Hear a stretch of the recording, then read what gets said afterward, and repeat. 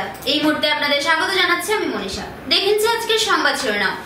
ওয়াকফ সংশোধনী আইন প্রত্যাহারের দাবিতে প্রতিবাদে উত্তাল আলগাপুর। টাউন ক্লাবের উদ্যোগে হনুমান পূজার আয়োজন শ্রীভূমি শহরে।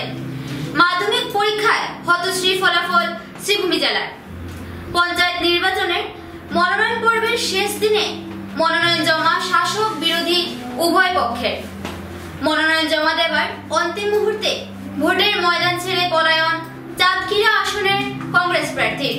কংগ্রেসের র্যালি থেকে বিজেপি জিন্দাবাদ স্লোগান। পঞ্চায়েত নির্বাচনের মনোনয়ন পর্বের শেষ দিনে জেলা শাসক কার্যালয়ে মনোনয়ন পত্র জমা দিলেন শাসক বিরোধী উভয় পক্ষ।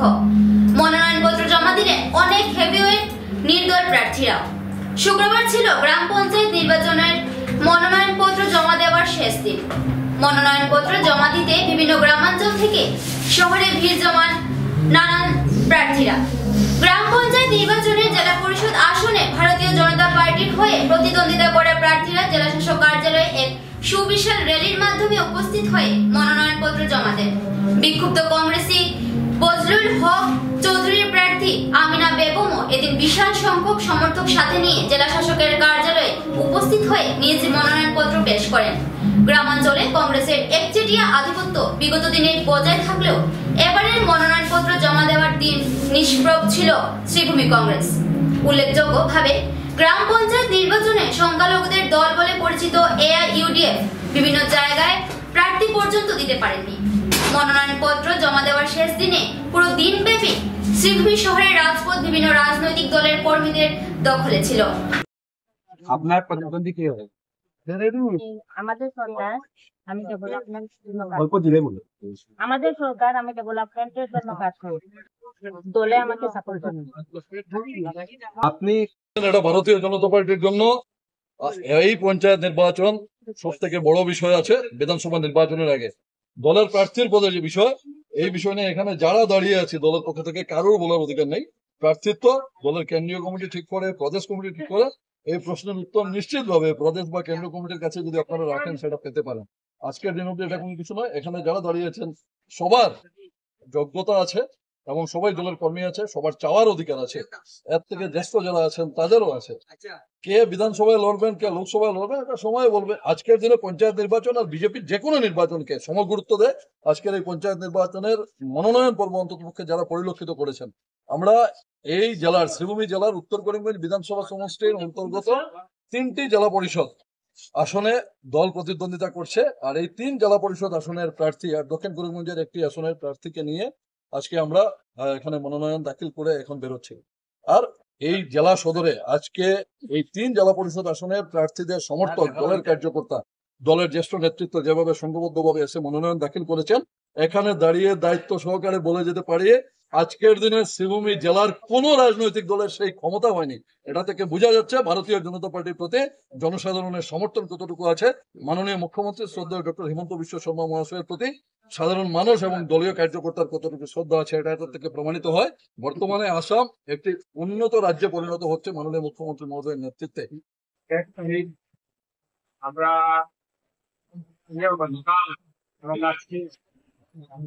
মিলে ভারতীয় জনতা পার্টি শ্রীভূমি জেলার 16টি জেলা পরিষদ আসনের মধ্যে পার্টিকে প্রতিদ্বন্দ্বিতা করছি। 4টা জেলা পরিষদ আসন আমরা আমাদের বিশ্বাস যেভাবে শোভাযাত্রা হয়েছে নিশ্চিত বিজেপি যে বাউন্ডারি লড়ছে সেই বাউন্ডারি বিরুদ্ধে নয়, আমাদের লড়াই দালাল কংগ্রেস আমিনুর রশিদ চৌধুরী শামীম আর ভূপেন বরার বিরুদ্ধে লড়াই। এই লড়াইয়ে আমি বিপুল ভোটে জয় আর হবে না। একবার দেখিয়ে দিব লক্ষ্মীবাজার জেলা পরিষদে সমগ্র আসামের মধ্যে হাইয়েস্ট ভোটে জিতবো। আমাদের লড়াই কংগ্রেসের বিরুদ্ধে নয়, আমাদের লড়াই দালাল ভূপেন বরা আমিনুর রশিদ শামীম টাকার বিনিময়ে যে টিকিট দিয়েছেন তার বিরুদ্ধে লড়াই। যারা প্রার্থী হচ্ছে আপনার মুখের কথা নাই, সব জায়গায় দেখেছেন টাকার বিনিময়ে হয়েছে। উনাদের আমার যারা সিলেকশন কমিটি ছিল 14 জন, এর মধ্যে 11 জন আমাদেরকে ভোট দিয়েছে।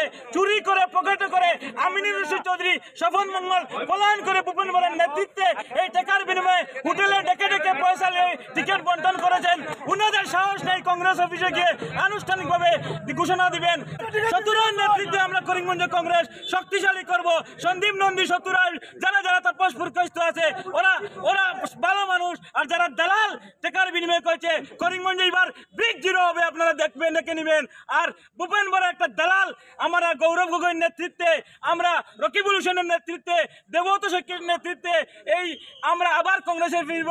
রাহুল গান্ধী চেয়েছিলেন অন্যায়ের বিরুদ্ধে ন্যায় প্রতিষ্ঠার লড়াই, আমরা যে অন্যায় হয়েছে সেই অন্যায়ের বিরুদ্ধে ন্যায় প্রতিষ্ঠার লক্ষ্যে আজকে আমিনা বেগমকে আমরা নমিনেশন দিতে যাচ্ছি।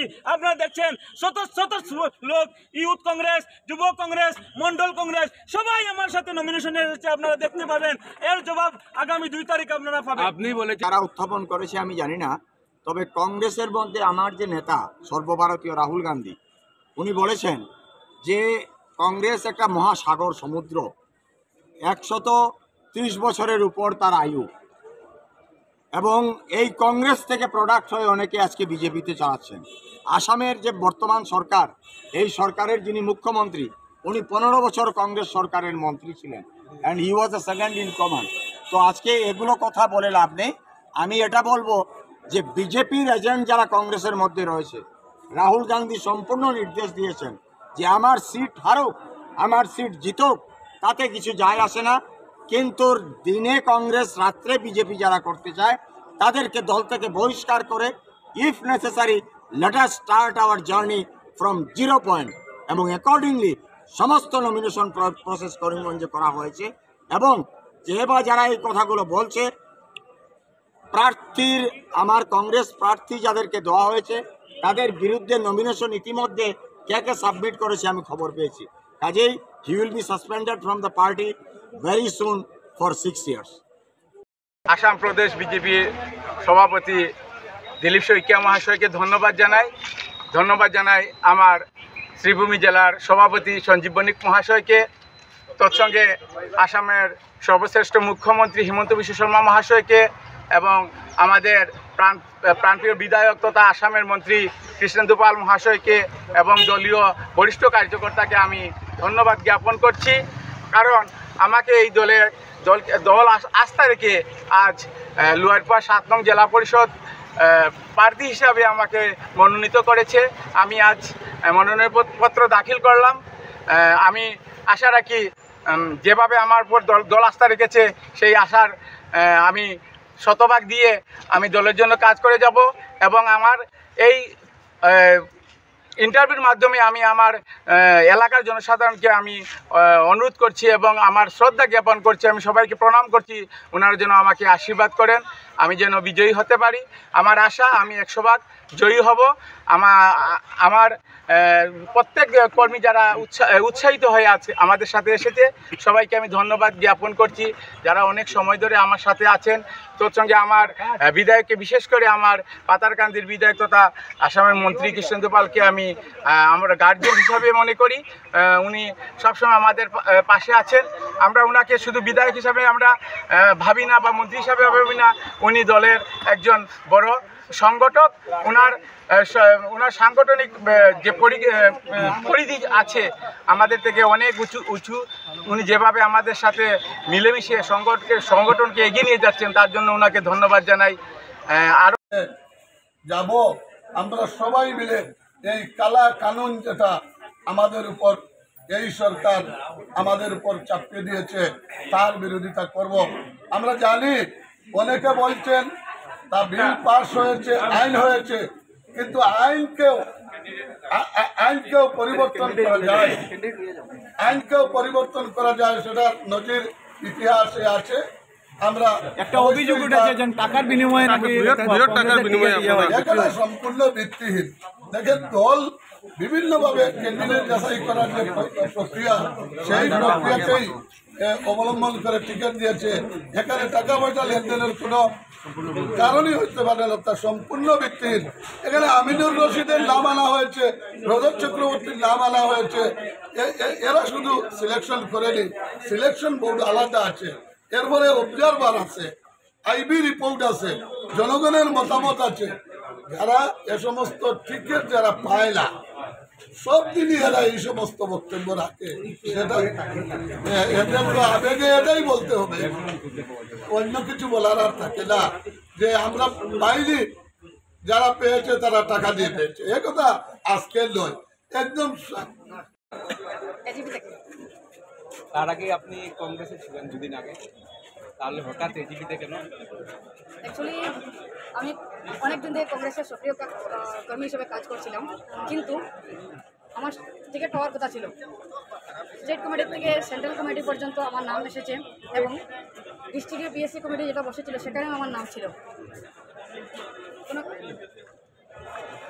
কংগ্রেসের যে দালালরা ডিস্ট্রিক্টের মধ্যে বসে আছেন, ওনাদের কারণে আমি টিকিটটি পাইনি। সেই জন্য আমি ঘরে বসেছিলাম যে আমি ইলেকশন খেলবো না, কারণ জনগণ আমাকে ঘরে বসতে দেয়নি। জনগণের ডিমান্ড হয়েছে যে আপনি কোনো না কোনো দল থেকে টিকিট নিয়ে আসুন, আপনি ইলেকশন খেলুন, আমরা আপনার সাথে আছি। এখন আপনি কোন দল থেকে? আমি এখন এজিপি দল থেকে। নির্বাচনী ময়দান ছেড়ে পালালেন কংগ্রেসের চাঁদখিরা আসনের প্রার্থী। নির্বাচনী মাঠ ছেড়ে পালালেন কংগ্রেসের এক জেলা পরিষদ প্রার্থী। পাথারকান্দি সমষ্টির চাঁদখিরা জেলা পরিষদ আসনের কংগ্রেস প্রার্থী গত রাত থেকেই নিরুদ্দেশ হন। নিজের মোবাইল ফোন সুইচ অফ করে অন্তর্ধান হলেন দীনেশ রবিদাস নামের কংগ্রেস প্রার্থী। জেলা কংগ্রেস কার্যালয় থেকে বারবার যোগাযোগের চেষ্টা করা হলেও ব্যর্থ হন তারা। অনেক খোঁজাখুঁজির পর শেষ পর্যন্ত এই আসন ছাড়া শ্রীভূমি জেলার 16টি আসনের মধ্যে 15টি আসনে প্রার্থিত্ব প্রদান করা হয়েছে বলে জানান জেলা কংগ্রেস সভাপতি রজত চক্রবর্তী। তবে পরবর্তী সময়ে প্রদীপ গোয়ালা নামের এক ব্যক্তিকে ধরে এনে চাঁদখিরা জেলা পরিষদ আসন থেকে প্রার্থী করেন। মধ্যে নমিনেশন প্রক্রিয়া সমাপ্ত হয়েছে ভারতীয় জাতীয় কংগ্রেসের পক্ষ থেকে। 15টি জেলা পরিষদ আসনে ইতিমধ্যে আমাদের নমিনেশন জমা দেওয়া হয়েছে। একটি জেলা পরিষদ আসনে পাথারকান্দি সমষ্টির চাঁদখিরাতে আমাদের প্রার্থী ঠিক করা হয়েছিল, কিন্তু গতকাল রাতে কে বা কারা গিয়ে সেই প্রার্থীকে নিউট্রাল করে দিয়েছে। আজ থেকে সেই প্রার্থীকেও পাওয়া যাচ্ছে না, ট্রেসলেস, এবং প্রার্থীর মোবাইলও সুইচ অফ। আমরা বুঝতে পারছি এটা কে বা কারা করছে, কেন করছে।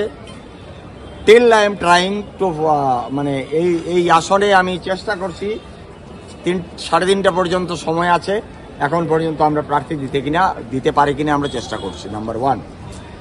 নাম্বার 2, জেলা পরিষদে আমরা 15টা দিয়েছি।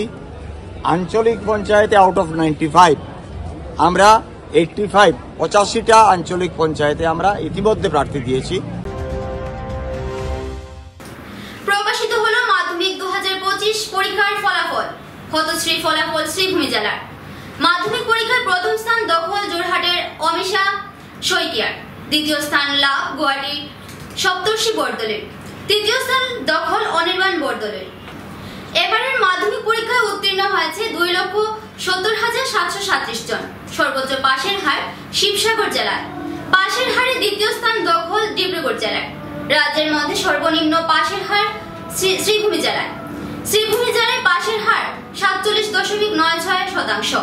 এছাড়াও বরাক উপত্যকার অন্য 2 জেলা কাছাড় ও হাইলাকান্দিতেও পাশের হার 60%-এর নিচে। এবারে মাধ্যমিক পরীক্ষায় ছাত্র পরীক্ষার্থীর পাশের হার 67.59%, ছাত্রী পরীক্ষার্থীর পাশের হার 61.09%। শ্রীভূমি জেলার মধ্যে সর্বনিম্ন পাশের হার চোরগোলা ভ্যালি পাবলিক হায়ার সেকেন্ডারি স্কুলে 27.48%। নিচের দিক থেকে দ্বিতীয় স্থানে থাকা পাবলিক উচ্চতর মাধ্যমিক স্কুলের পাশের হার 28.80%। শ্রীভূমি শহরের মধ্যে এমএমসি স্কুলে 134 জন পরীক্ষার্থীর মধ্যে 129 জন পাশ করে। বিকমচাঁদ স্কুলে 85 জন পরীক্ষার্থীদের মধ্যে 83 জন পাশ করে। সরকারি উচ্চতর মাধ্যমিক স্কুলে মাত্র 56 জন ছাত্র পাশ করতে সক্ষম হয়। সব মিলিয়ে এবছর হতশ্রীর ফলাফল শ্রীভূমি জেলায়। ডিভিশন সেকেন্ড ডিভিশন ঠিকই আছে, কিন্তু থার্ড ডিভিশনের সংখ্যাটা কম হয়, পার্সেন্টেজটা ভালো হয়নি। ফার্স্ট ডিভিশনে পাস করেছে 24 জন, এর মধ্যে 5 জনের স্টার মার্ক পেয়েছে, 1 জন ডিস্টিংশন পেয়েছে। সেকেন্ড ডিভিশন পাস করেছে 22 জন এবং থার্ড ডিভিশনে পাস করেছে 10 জন। টোটাল 56 পাস করেছে আউট অফ 98, পার্সেন্টেজ অফ 57.14 এবং 40 জন, তো টোটাল 40টা স্টার মার্ক এসেছে, 40টা লেটার মার্কস এসেছে, 57.12। ভালো হয়নি গতবারের তুলনায়, এবার বেশটা একটু ভালো ছিল না, আর রেজাল্টটা একটু বেশ খারাপই হয়েছে। পাশের সংখ্যা মানে থার্ড ডিভিশনের সংখ্যা কম থাকায় পার্সেন্টেজটা কম। টোটাল ক্যান্ডিডেট ছিল 136, তার মধ্যে 2 জন অ্যাবসেন্ট। তো এপিআর করেছিল 134, টোটাল পাস করেছে 129, পাস পার্সেন্টেজ হয়েছে 96.25। 88, সেকেন্ড ডিভিশন 39, থার্ড ডিভিশন 2 জন, স্টার 7টা, টোটাল নাম্বার অফ লেটার্স 75। কত পার্সেন্ট? 96.25। পারফরমেন্স খারাপ বলবো না, ভালোই হয়েছে। লাস্ট 3 ইয়ার্স আমার 100% ছিল। এই বছর আমাদের 85 জন এপিআর হয়েছিল, তার মধ্যে 83 জন পাস করেছে, 2 জন আমরা দেখলাম হিন্দিতে ফেল করে নিয়েছে। 97.64% রেজাল্ট হয়েছে। টিচাররা বলছেন যে সামনের বার আরও ভালো করার চেষ্টা করবেন, যাতে পুরানা ইয়েটা বজায় থাকে। যাই হোক, টিচাররা খুশি যে ওরা এতটুকু রেজাল্ট পেয়েছেন। সবাই সহযোগিতা, চেষ্টা, 9-10-এ আমাদের টিচাররা একটু এক্সট্রাভাবে পড়ানো, ওদেরকে স্কলার হিসাবে কাজ পড়ানো বা এক্সট্রা ক্লাস করিয়ে মানে জাস্ট রেজাল্টটা ভালো করার চেষ্টা করেন। এই টিচারদেরকে অসংখ্য ধন্যবাদ।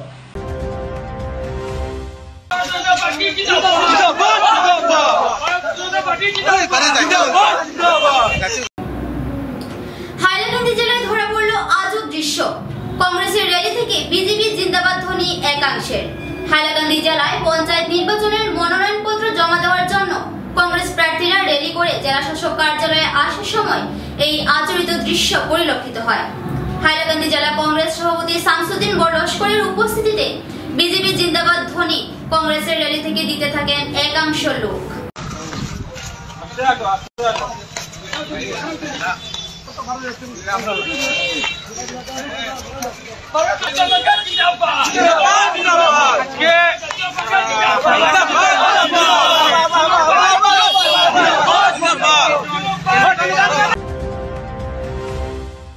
এবারে নিচে ছোট্ট একটা বিজ্ঞাপন বিরতির সঙ্গে থাকুন। বাইক ক্রয় করবেন আর চিন্তা নেই, ইস্টার্ন অটোমোবাইলস নিয়ে এসেছে বিহু ধামাকা অফার। প্রত্যেকটি বাজাজ বাইক ক্রয়ের সাথে সাথে পেয়ে যাচ্ছেন নগদ ছাড় সহ নিশ্চিত উপহার সামগ্রী। পালসার 125 বাইক ক্রয়ে পেয়ে যাবেন নগদ 2000 টাকা ছাড়। পালসার N150 ও পালসার 150 বাইক ক্রয়ে পেয়ে যাবেন নগদ 3000 টাকা ছাড়। এছাড়াও 7টি ফ্রি সার্ভিসিং, 5 লিটার পেট্রোল, বাইকের রেইন কভার ও 2টি হেলমেটের পাশাপাশি রয়েছে আরও নিশ্চিত উপহার। এই বিশেষ অফার চলবে 11 এপ্রিল থেকে 14 এপ্রিল পর্যন্ত। তাই আর দেরি না করে এই অফারের সুবিধা লাভ করতে ছুটে আসুন কানেশাইল স্থিত ইস্টার্ন অটোমোবাইলসে। আমাদের ঠিকানা ইস্টার্ন অটোমোবাইলস, কানেশাইল। যোগাযোগ নাম্বার 9435076632, 8876091091, 8876891904।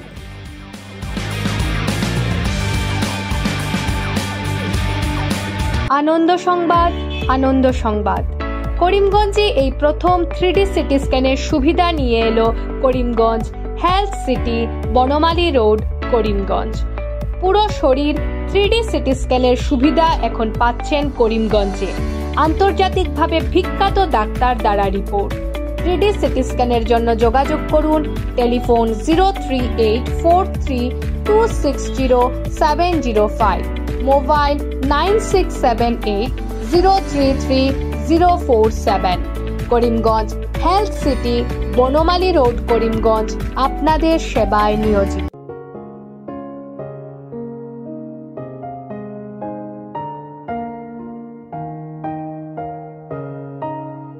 চিকিৎসা সেবায় নতুনত্ব নিয়ে হাজির নিউ লাইফলাইন হাসপাতাল।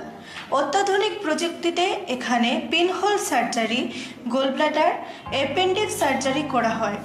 শিলচর মেডিকেল কলেজের সার্জারি বিভাগের অতিরিক্ত প্রফেসর ডক্টর RC শ্যাম সার্জারিগুলি করবেন। তাছাড়া তিনি প্রতি শনিবার বিকেল 3টে থেকে OPD-তে রোগী দেখবেন। রয়েছেন শিশুরোগ বিশেষজ্ঞ ডক্টর গুলজার হোসেনও।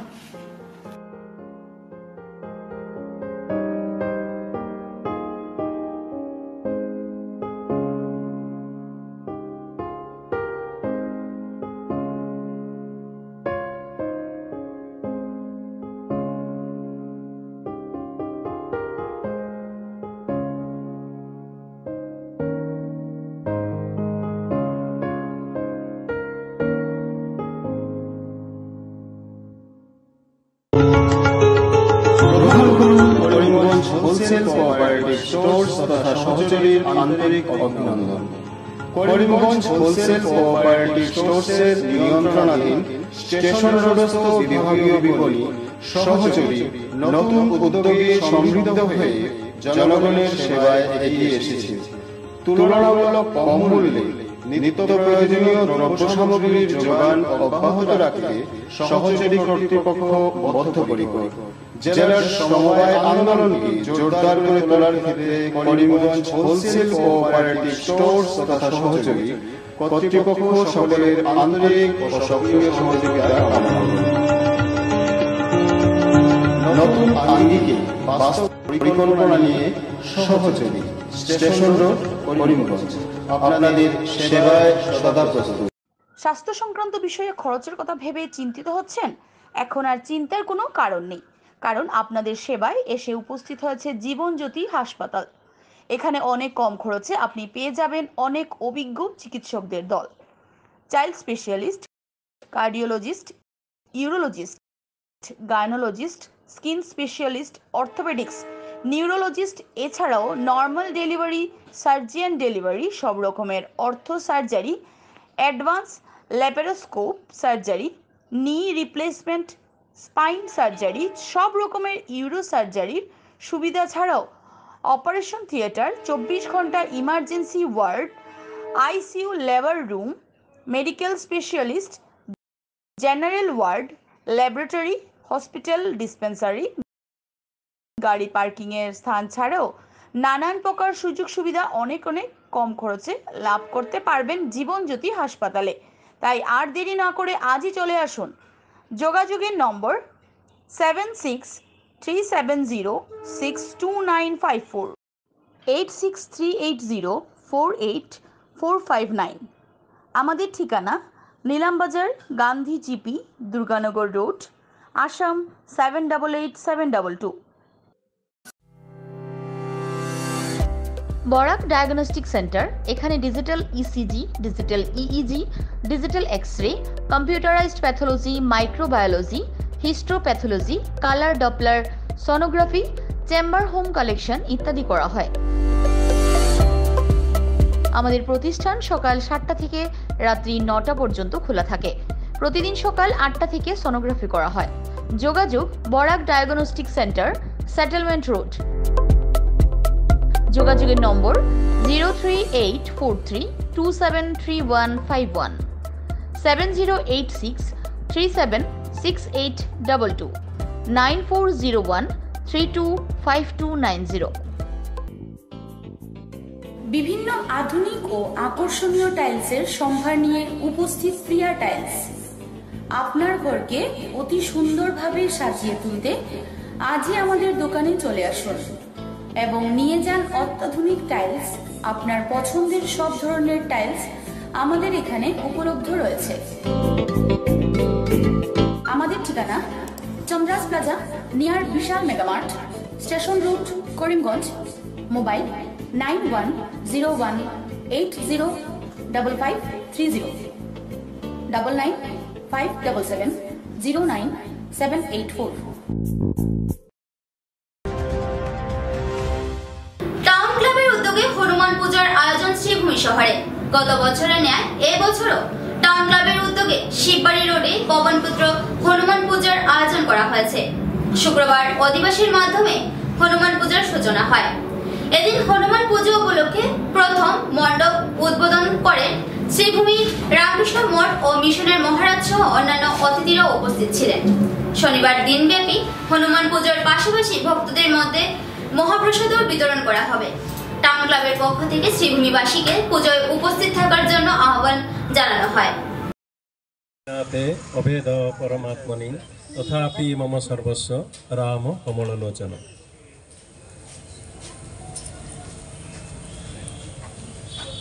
টাউন ক্লাব দ্বারা আয়োজিত রাম পূজা হনুমান পূজায় আসতে পেরে খুব আনন্দিত হয়েছে। যারা এইটির আয়োজন করেছেন সকলকে শুভেচ্ছা জানাচ্ছি। সভামঞ্চে উপস্থিত বিশিষ্ট অতিথিবৃন্দ, সুধীমণ্ডলী, সামনে উপবিষ্ট মাতৃমণ্ডলী, অন্যান্য অতিথিবৃন্দ সকলকে যথাস্থানে যথাযোগ্য নমস্কার, প্রীতি, শুভেচ্ছা জানাচ্ছি। স্বামী বিবেকানন্দ বলেছিলেন, এখন রামের পূজা চালিয়ে দে, হনুমানের পূজা, মহাবীর হনুমানের পূজা, ধনুর্ধারী কৃষ্ণের পূজা, ধনুর্ধারী রামের পূজা, সুদর্শন চক্রধারী কৃষ্ণের পূজা চালিয়ে দে, এখন রাধা কৃষ্ণের পূজা চলবে না। একথা তিনি কেন বললেন না, তখনকার দিনে বেশিরভাগ বাঙালি রাধা কৃষ্ণের পূজা করত, সেখানে তারা ভক্তি লাভ করত কিন্তু শক্তি লাভ করত না। তাই তিনি অশ্বিনী কুমার দত্তকে বলেছিলেন, অশ্বিনী আর কিছু না, এনার্জি জি রিলিজন, শক্তি ধর্ম।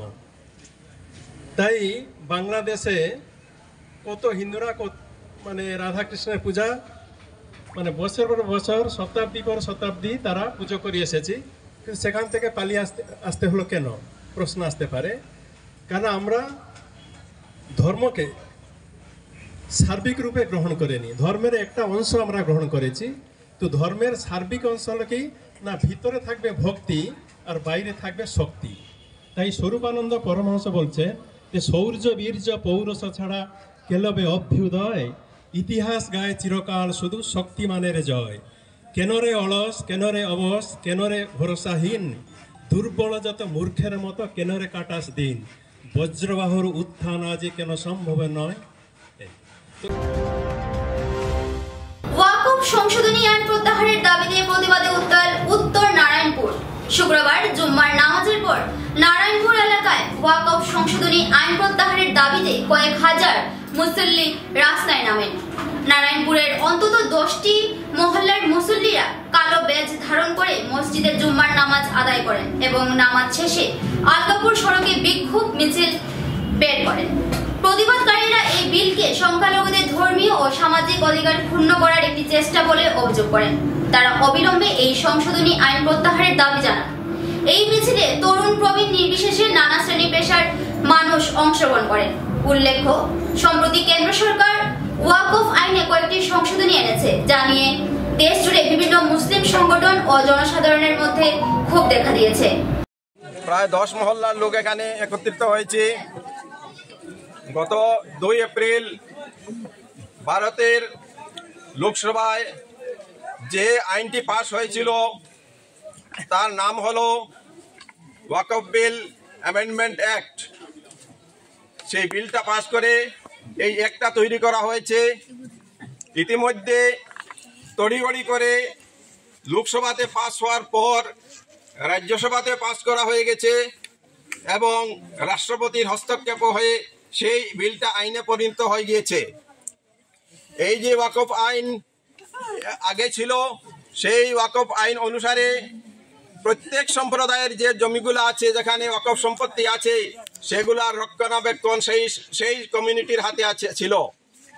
শুধু মুসলমানদের মসজিদ, মাদ্রাসা, ঈদগাহ, কবরস্থান, খানকা, তারপরে মাজার, এইগুলা ব্যাপারে এইগুলা নিয়ে শুধু আইন পাশ করা হয়েছে। এই যে আইন পাশ করা হয়েছে শুধু একটি কমিউনিটিকে টার্গেট করে, দ্যাট ইজ মুসলিম কমিউনিটি। ভারতের মুসলমানদের এই ওয়াকফ সম্পত্তি যে সম্পত্তি আছে সেটা সর্ববৃহৎ, ইন্ডিয়ান রেলওয়ে পরে সবচেয়ে বড় সম্পত্তি ভারতের মুসলমানদের এই ওয়াকফ সম্পত্তি। এই ওয়াকফ সম্পত্তি যখন দান করা হয় সেটা আল্লাহর নামে দান করা হয়। সেই জমির মালিক একমাত্র আল্লাহ, কারো কোনো ক্ষমতা নাই, কারো কোনো অধিকার নাই সেই উপর। এই জন্য আমাদের পূর্বপুরুষরা জমি করে দিলেন, সে মিকার একমাত্র কমিউনিটি। আমরা এখানে কি করব যদি এই জমি যে নামে এই জমি দেওয়া এই কাজে সেই ব্যবহার করা হবে। সেই জন্য ভারত সরকার তার আগে ওয়াকফ করতে দিয়েছে এই সম্পত্তির ইউটিলাইজেশন আর প্রিজার্ভেশন সম্পর্কে এই ওয়াকফ বোর্ডই সিদ্ধান্ত নেবে। যদি কারো কোনো অবজেকশন থাকে তাহলে হাইকোর্টে যেতে পারে। কিন্তু এই সিদ্ধান্তকে, এই যে আইনকে মিসইন্টারপ্রিটেশন করে মানুষকে ভুল বুঝে বলা হচ্ছে যে ওয়াকফ বোর্ড যদি কোথাও গিয়ে বলে এই জমি ওয়াকফ জমি, সেটা তাদের হয়ে যাবে, এইরকম মিথ্যা একটা অপপ্রচার করে করে সব দিকে ছড়ানো হয়েছে। তখন একটা সেন্টিমেন্ট ক্রিয়েট হয়েছে যে ওয়াকফ বোর্ড যেন কোনো একটা বিদেশি সংস্থা, আর আমাদের সব জিনিসের উপর তারা অধিকার করে বসে আছে, যখন যা ইচ্ছা তা নিয়ে যাবে। এইরকম একটা পরিবেশ সৃষ্টি করে আইনটাকে, এই বিলটাকে পুট আপ করা হয়েছে। আর বর্তমান সরকারের মেজরিটি আছে পার্লামেন্টে, সঙ্গে আছে চন্দ্রবাবু নাইডু, নীতিশ কুমার, জিতেন্দ্র মাঝি আর এই চিরাগ পান। তারা নির্বাচন হয়েছেন মুসলমান না হলে এই দলগুলো না রাজে। এই বিল যখন পুট আপ হয়েছিল তখন আগের অধিবেশনে তখন প্রতিবাদ এসেছিল। তখন বিল পাস না করে বিলটাকে জয়েন্ট পার্লামেন্টারি কমিটির কাছে পাঠানো হয়েছিল বিচার করার জন্য, দেখাশোনা করার জন্য, তাতে অ্যামেন্ডমেন্ট করার জন্য। সেই জয়েন্ট পার্লামেন্ট কমিটিতে অনেক সদস্য ছিলেন, দলেরও ছিলেন, বিরোধী দলেরও ছিলেন, কিন্তু শাসক দলের যে চেয়ারম্যান ছিলেন উনি কারো কথা কোনোদিন শুনেননি। সুরমা বার্তা এ পর্যন্তই। আগামীকাল আবার দেখা হবে একই সময় একই চ্যানেলে। নমস্কার।